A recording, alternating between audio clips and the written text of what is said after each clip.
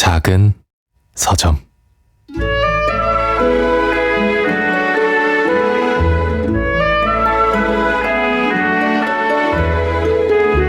기사 소설에 푹 빠진 그는 이제 분별력을 완전히 잃어버려 세상 어느 미치광이도 하지 못했던 이상한 생각을 하게 되었다.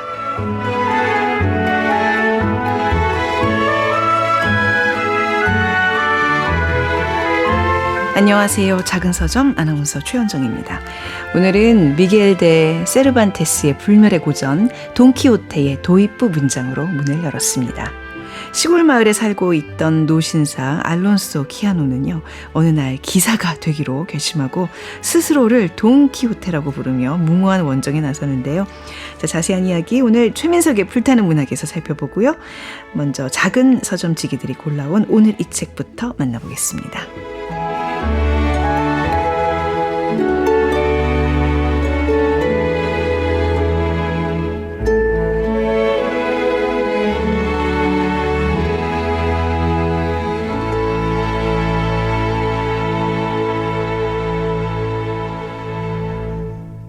작은 서점 아나운서 최현정입니다.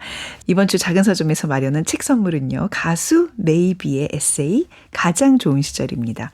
새 아이의 엄마인 메이비가 자신보다 중요한 것이 생겼을 때 알게 되는 마음들을 담아냈다고 합니다. 이번 주까지 작은 서점 인스타그램에 댓글 남겨주시기 바랍니다. 추첨을 통해서 저희가 책 선물 보내드리도록 하죠. 저희 방송에 참여하실 수 있는 방법은요, 문자 샵 9730으로 보내주시면 되는데요. 짧은 문자 50원, 긴 문자 100원의 이용료가 있습니다. 그리고 KBS 콩을 통해서도 무료로 참여하실 수 있으니까요. 여러분들의 많은 문자 기다리고 있겠습니다.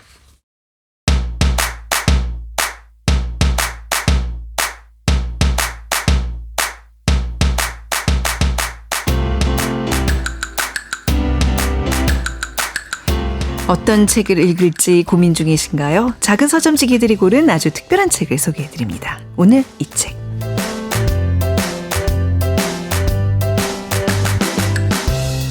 알라딘의 김경영 MD와 함께하겠습니다. 어서 오십시오. 안녕하세요. 네. 오늘은 이렇게 표현해도 될까요? 청량한 글씨가 담긴 책. 네, 파란색 글씨에 눈이 굉장히 가는 책을 가져오셨습니다. 네, 제가 오늘 가져온 책은 죽음의 수용소 이후입니다. 책 제목과 그 어떤 화려함과는 좀 상반되죠. 매칭이 좀 안 되는 제목이네요.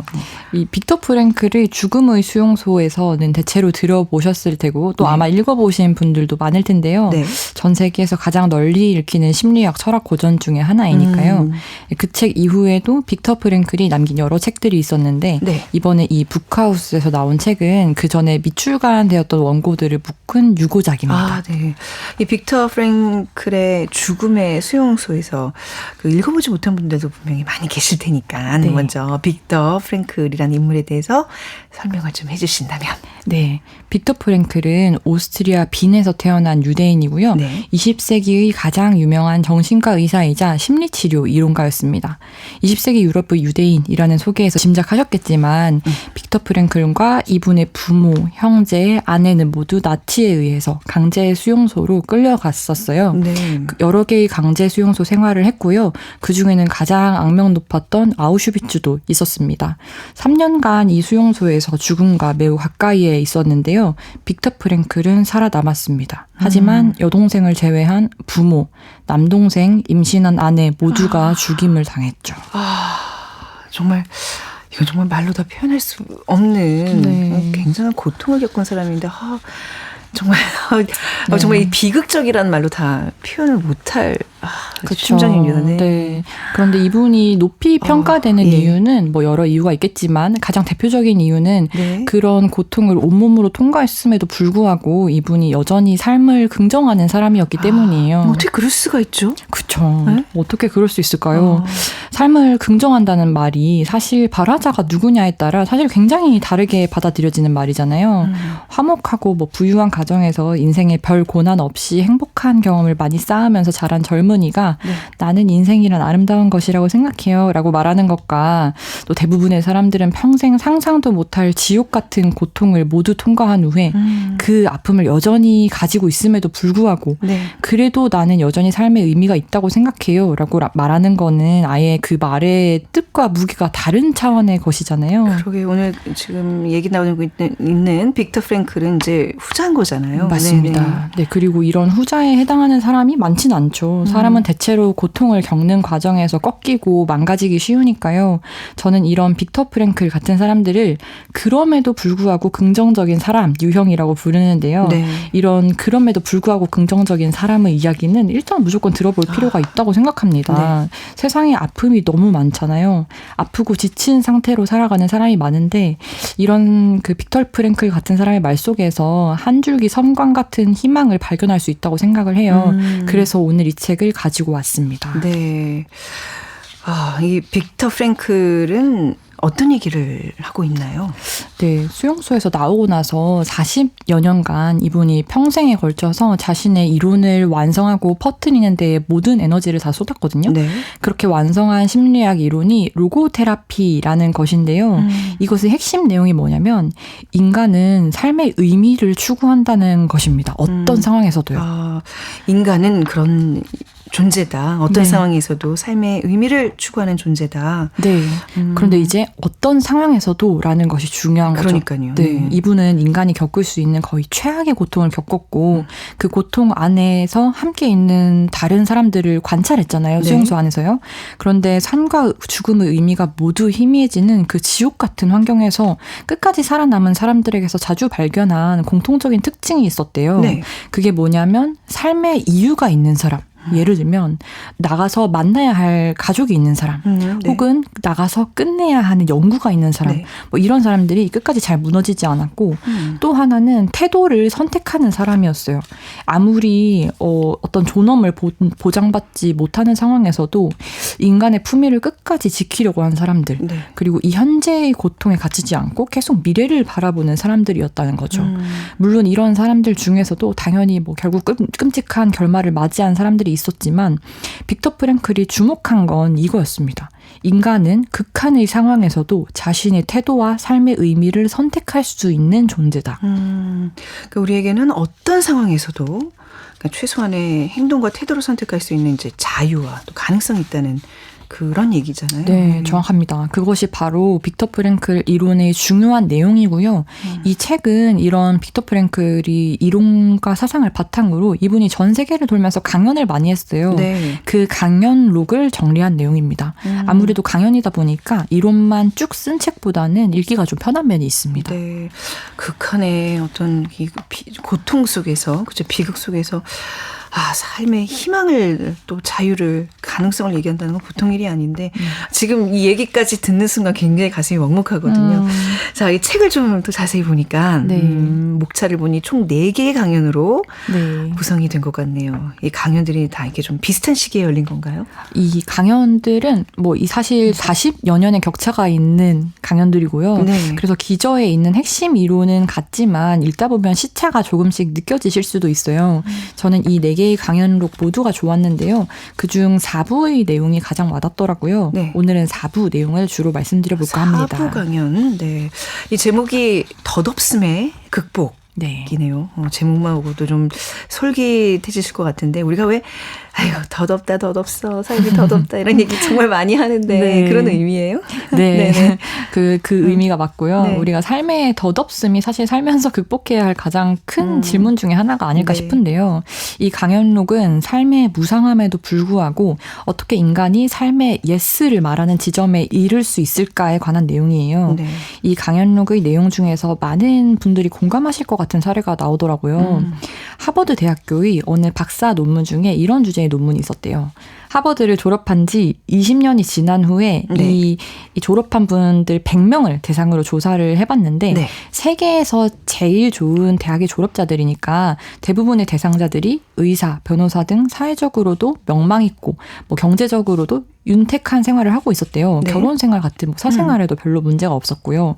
그런데 이 사람들 중 가장 그 상당 비율이 놀랍게도 자기 삶이 무의미하다고 느껴서 괴로워하고 있었다는 거예요. 아니 뭐 좋은 학벌에 좋은 직장에 사회적인 존경까지 받고 있는데 뭐 겉보기에는 삶의 문제가 전혀 없어 보이는데 왜 어떤 공허함에 사로잡혀 있다는 거예요?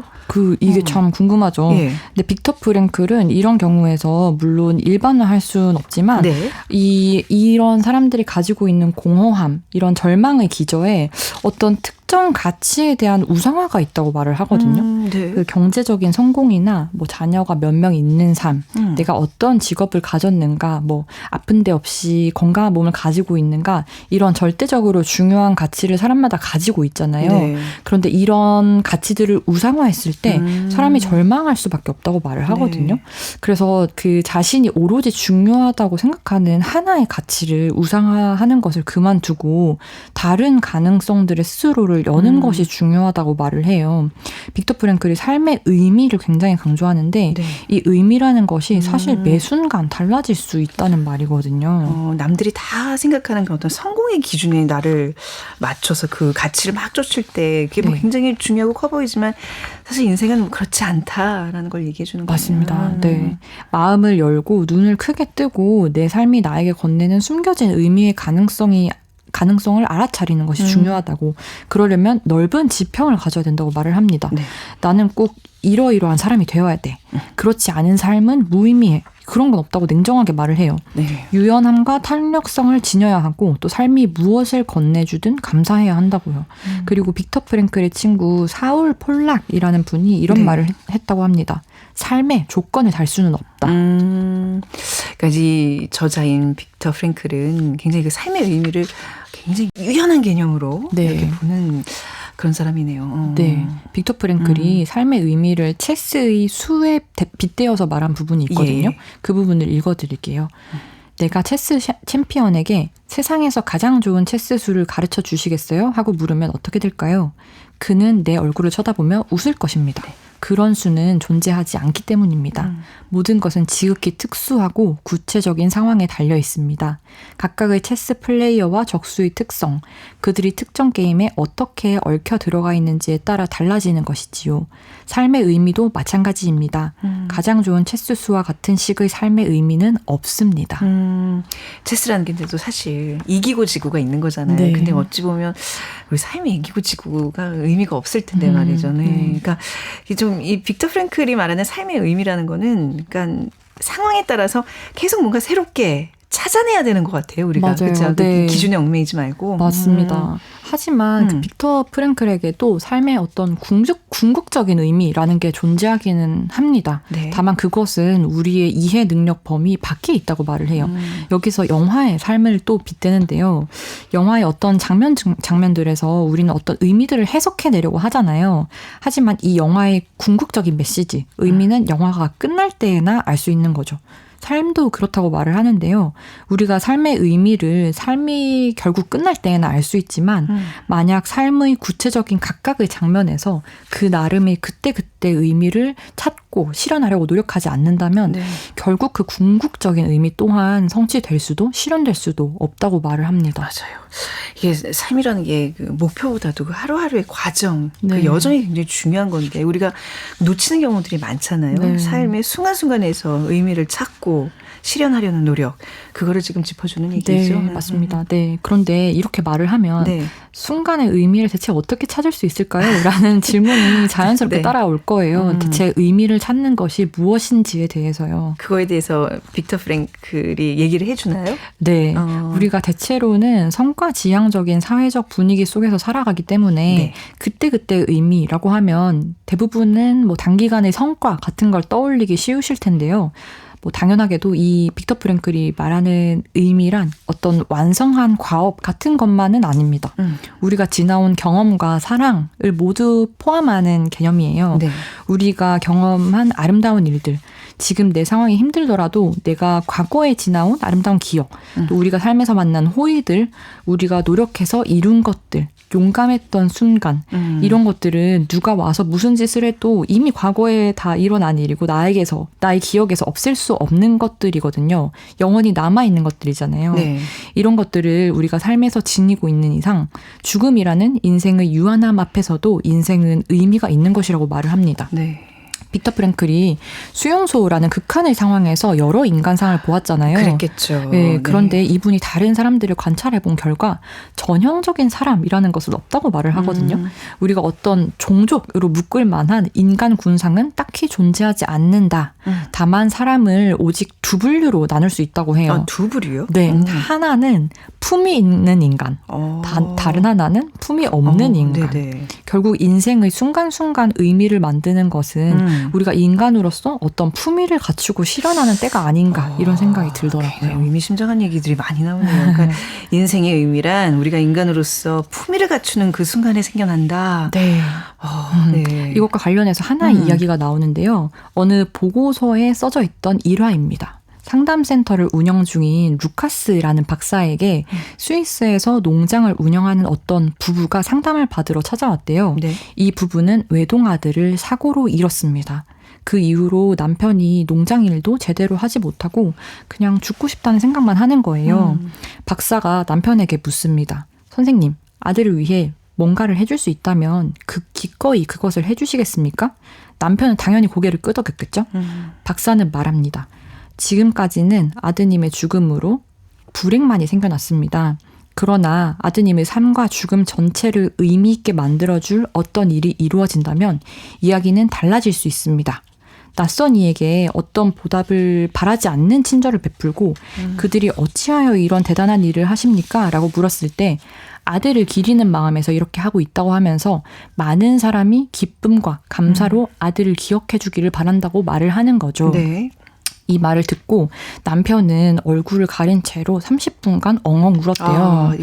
네, 그리고 일어서서는 아내에게 이렇게 말했다고 합니다. 집으로 갑시다. 밀린 일이 많네. 아니 지금 이 책은 우리 그런 거를 겪은 왜 좀 집단적인 어떤 사고에 의해서 가족을 잃은 경험이 최근에 좀 있었잖아요. 네. 그런 유가족들이나 또 그것 때문에 좀 많이 트라우마를 갖고 살아가는 현대인들에게 이렇게 슬며시 지어주면 그렇죠. 많은 생각을 해주게 하는 책 같아요. 지금 지금 김경영 MD님의 설명 하나하나에서 진짜 이렇게 정말 전율이 느껴질 정도로 마음을 울리는 네, 마음이 내용이죠. 울리고요. 네. 내 사고의 영역이 좀 더 이렇게 지평이 좀 넓어지는 그런 좀 느낌으로 좀 듣고 있는데, 네, 지금 말씀해 주신 그 아들을 잃은 부모의 얘기 사례를 통해서 보니까, 고통의 상황에서 의미를 만들어내는 일, 그게 굉장히 중요한 거란 생각이 드네요. 네. 빅터 프랭클이 말하는 의미란 결국 인간의 품위를 지키는 것, 네. 인간 존엄의 무조건적인 가치가 있다는 것을 계속해서 발견해내고 그것을 삶 속에서 실현해 나가는 일인 것 같아요. 어떤 상황에서도요.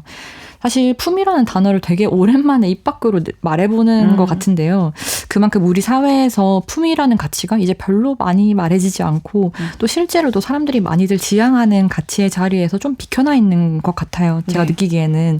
그런데 빅터 프랭클이 말하는 건 결국 인간은 언제나 의미를 추구하는 존재이고 이런 의미를 잃을 때 삶의 의지도 잃는다는 거거든요.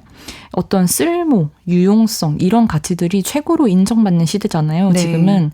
그렇지만 이런 사회적 분위기 속에서 허무해지지 않으려면 결국 인간으로서의 품이란 무엇인지에 대해서 계속 생각을 하고 그것을 실행하려는 노력을 해야겠다. 뭐 그런 생각을 해주는 책이라고 생각합니다. 우리가 품이란 단어를 직종에다 많이 이렇게 적용해서 뭐 정치인의 품이 예술인의 네. 미를 했는데 우리가 인간으로서의 품위를 진짜 생각해 본 적이 거의 없는 것 같아요. 네, 그게 바로 인생의 의미를 피워내는 순간이고 또 그런 것을 우리가 지켜나갈 때 삶의 의지를 가질 수 있다는 메시지가 담긴 굉장히 인상 깊은 책이었습니다.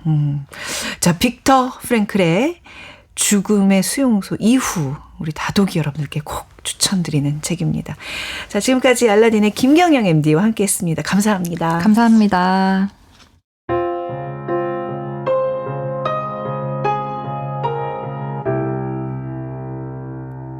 작은 서점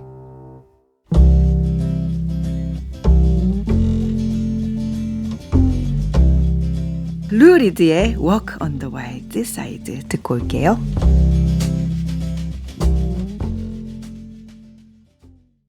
작은 서점.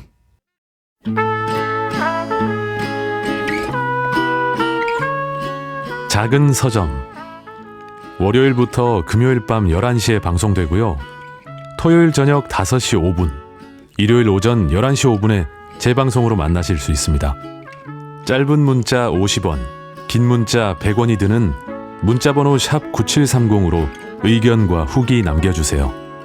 인스타그램에서 작은 서점 검색하시면 다양한 방송 정보를 만나보실 수 있고요.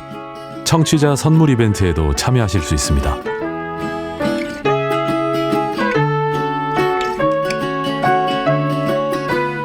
책, 함께 읽으면 더 재밌다.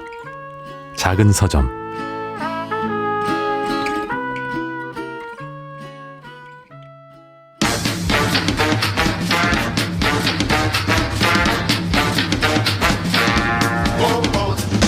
최민석의 불타는 문학.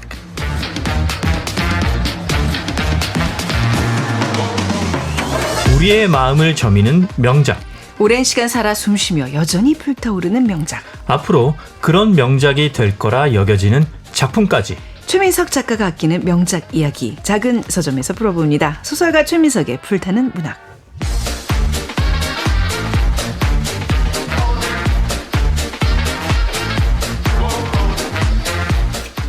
네, 최민석의 불타는 문학 소설가 최민석 작가와 함께합니다. 어서 오십시오. 네, 안녕하세요.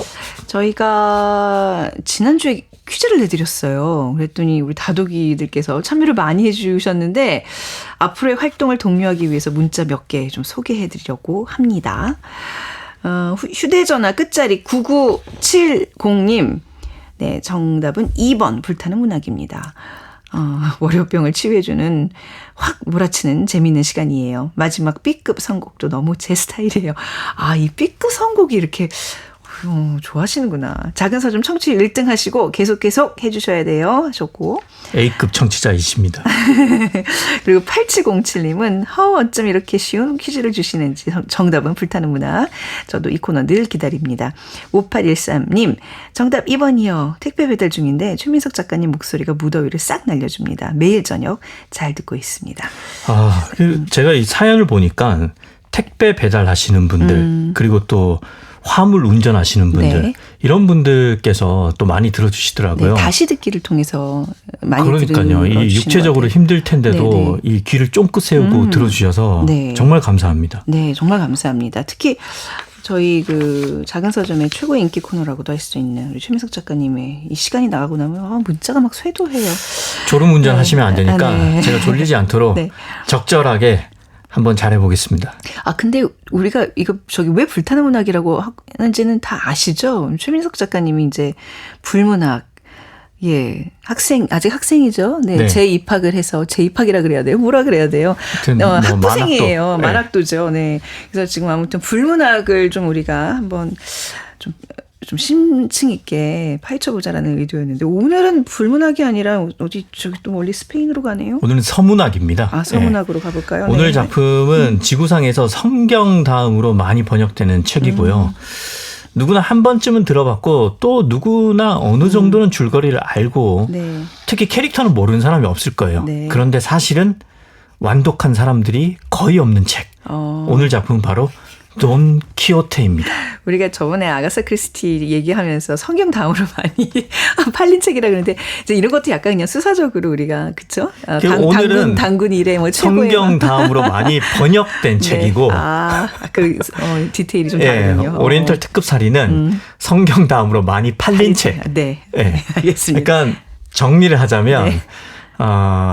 돈 키호테는 성경 다음으로 많이 번역은 됐는데 네. 그만큼 팔리진 않았다. 그런 거죠. 판매에서는 오리엔트 특급 살인이 네. 앞섰다. 근데 이게 왜 다 집에 뭔가 한 권씩은 이렇게 어딘가 있을 거예요. 근데 원작이 워낙 두껍기 때문에 쉽사리 손이 또 가지 않는 책 그렇죠. 중에 하나예요. 네. 그래서 제가 이제 대부분 완독을 하지 않았다는 이 얘기가 무슨 애니메이션으로 보거나 아니면 뭐 짧은 영상으로 보거나 혹은 이제 어린이 문고판으로 맞아요. 봤기 때문에 원작을 읽은 사람들은 많지 않을 거예요. 네. 원작이 정말 두껍거든요. 몇 페이지 정도 돼요? 그러니까 여러 출판사에서 나왔는데 열린 책들에서 나온 걸 기준으로 말씀드리자면 1권이 781페이지예요.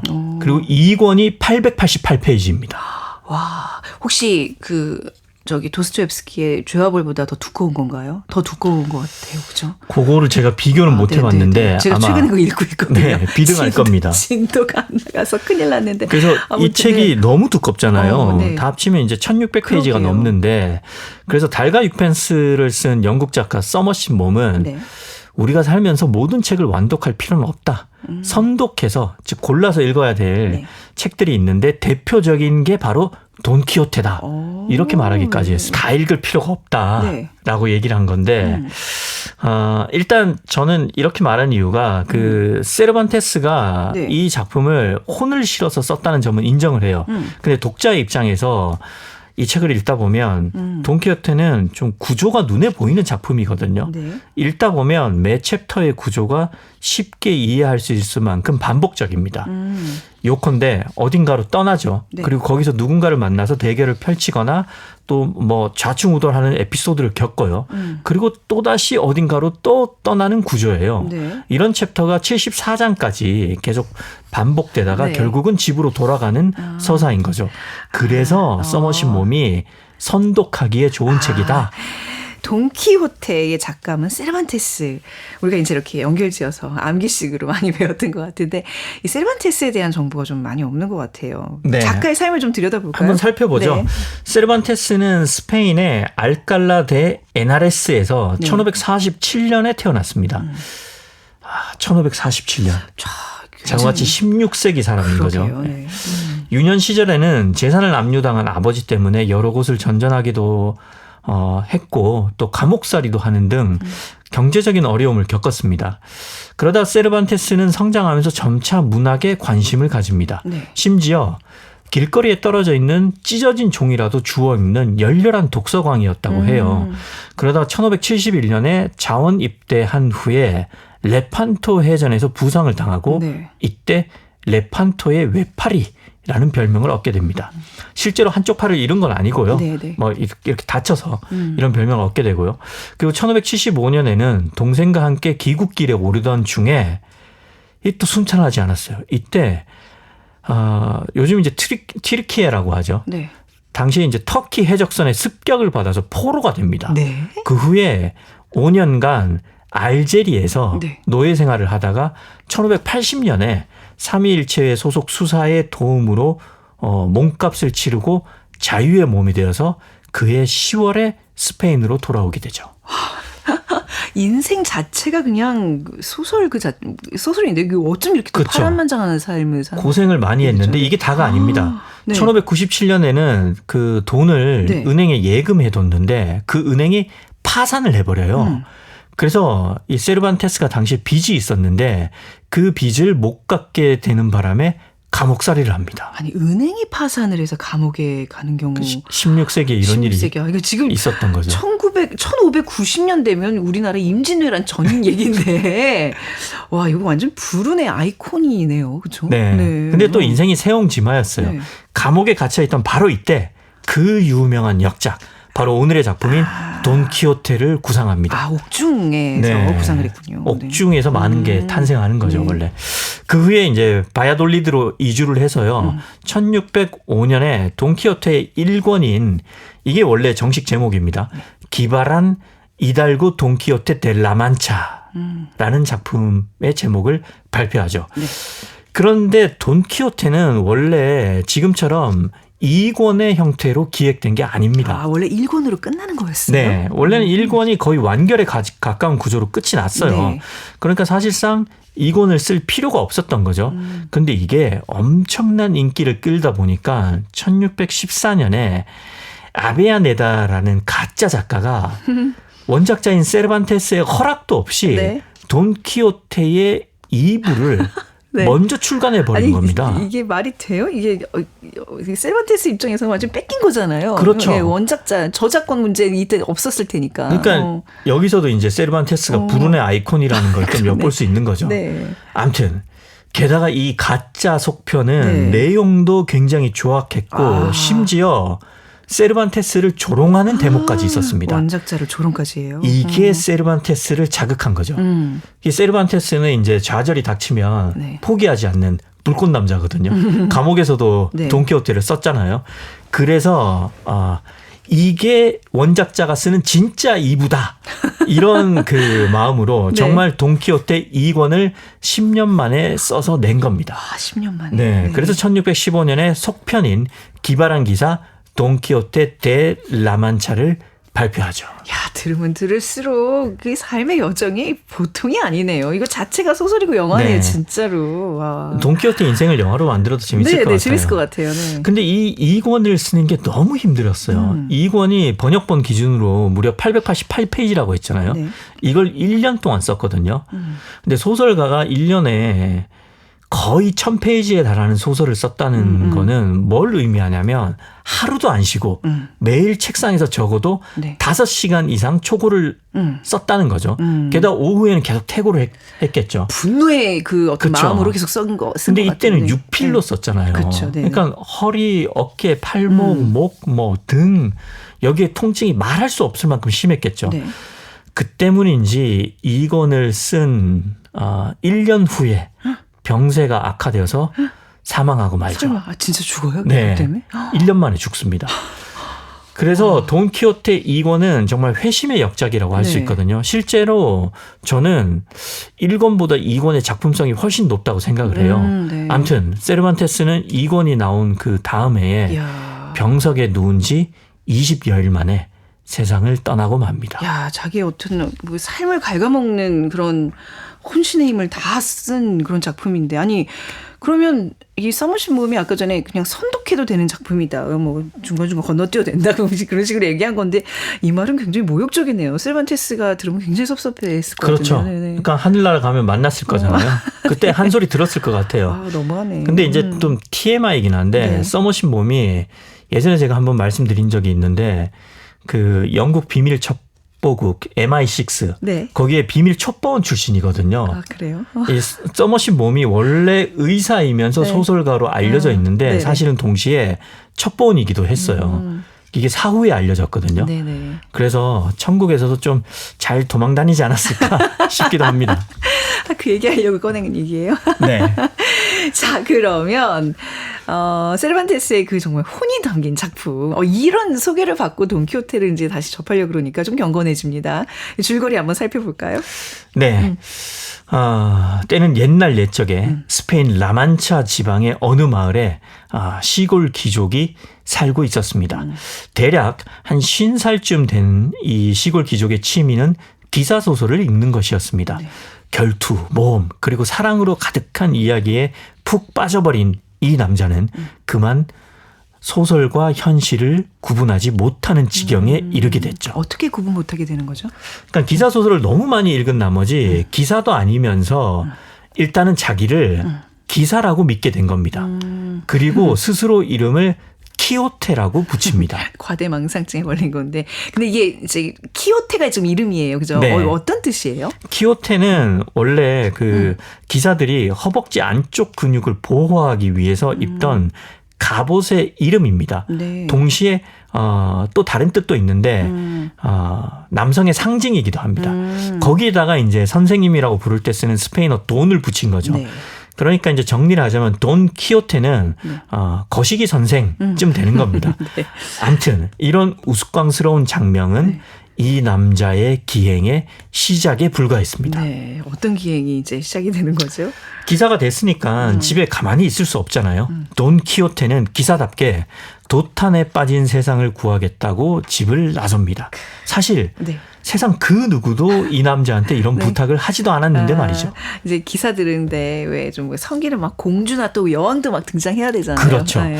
그래서 이웃 마을에 사는 농부의 딸한테 네. 둘시네아라는 이름을 맞아요. 붙여주고 네. 갑자기 이 농부 딸을 공주로 섬기기 시작합니다. 네. 둘시니아는 돈키호테 때문에 뜬금없이 공주로 불리게 된 거죠. 이제부터 돈키호테의 기행이 본격적으로 시작됩니다. 이제 뭔가 떠나는 이야기가 이제 시작이 되는 거죠. 네.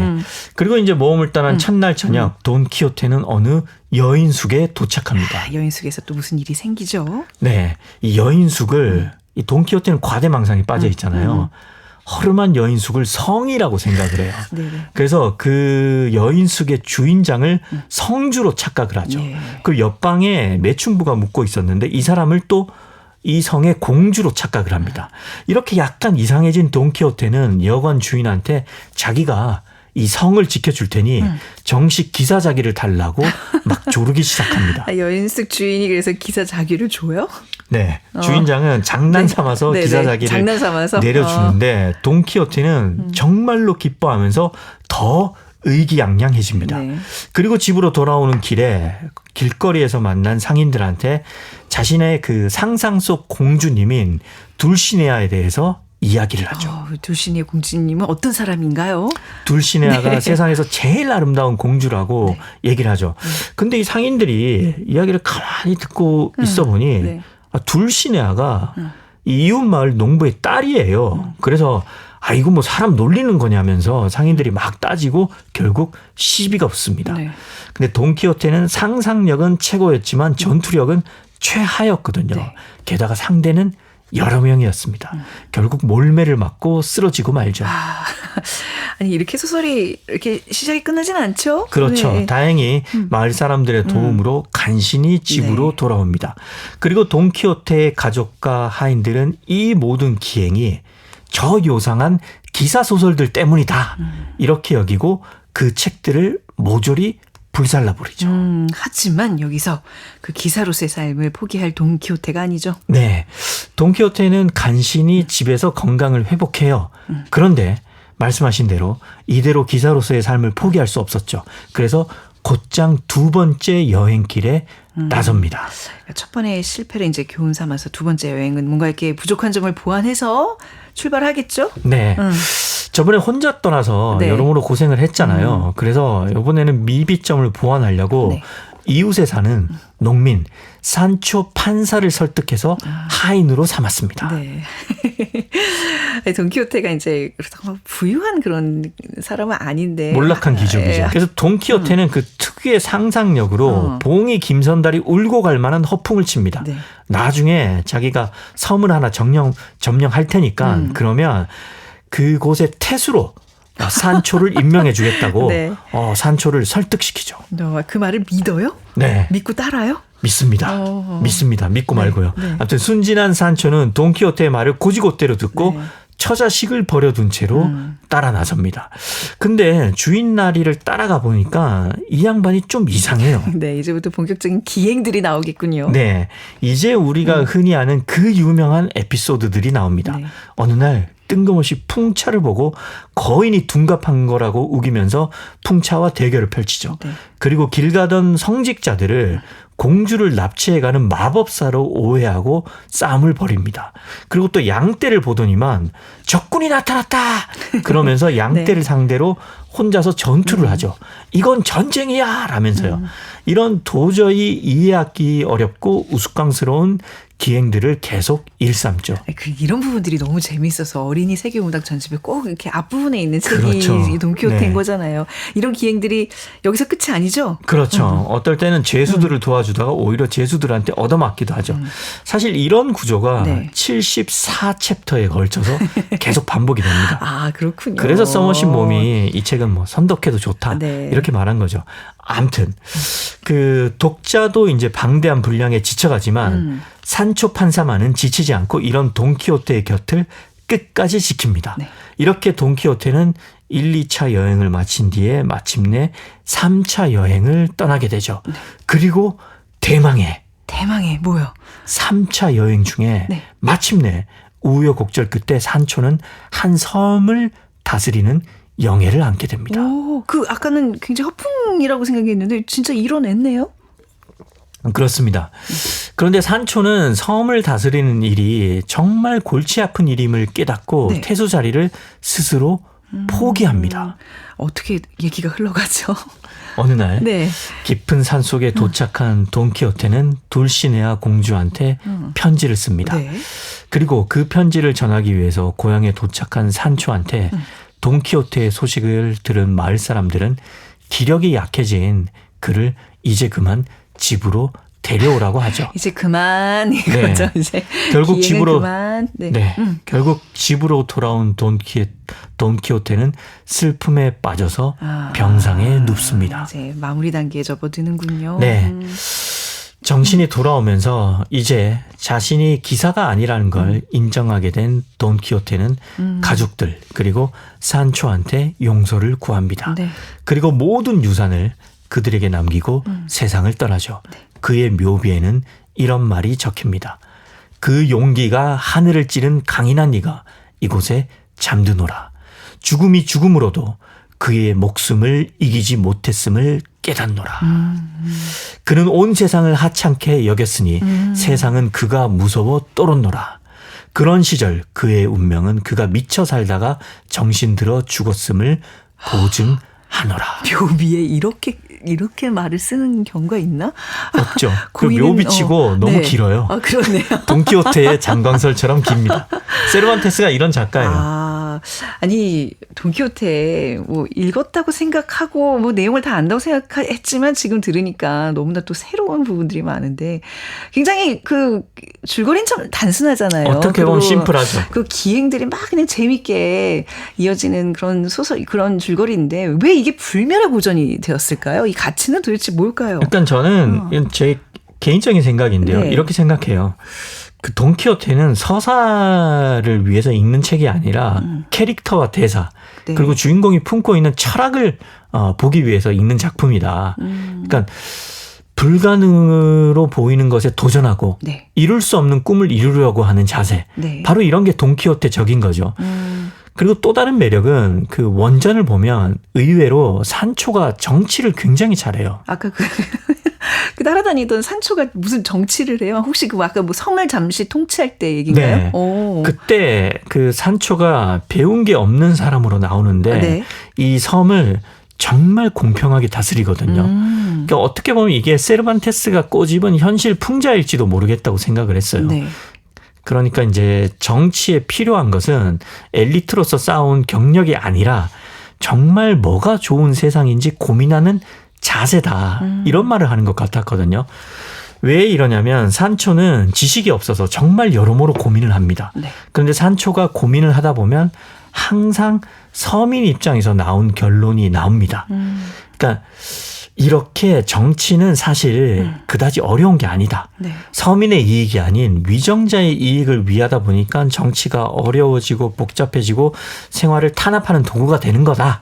이런 말을 세르반테스가 하고 싶었던 것 같아요.